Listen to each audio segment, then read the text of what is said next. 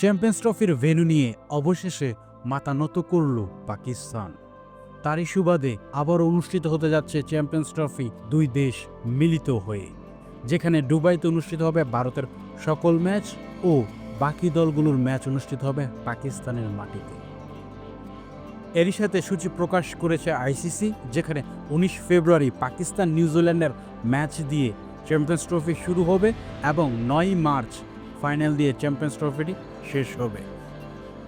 এরই সাথে বাংলাদেশ গ্রুপ এ দলে পড়েছে, যেখানে বাংলাদেশের প্রতিপক্ষ পাকিস্তান, নিউজিল্যান্ড, ভারত।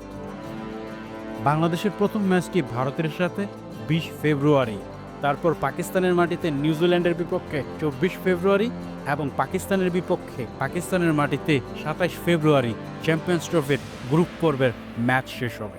বাংলাদেশকে ভালো কিছু করতে হলে অবশ্যই ভারত, পাকিস্তান, নিউজিল্যান্ডকে হারাতেই হবে, নয়তো সেমিফাইনালের দৌড়ে এগোতে পারবে না বাংলাদেশ।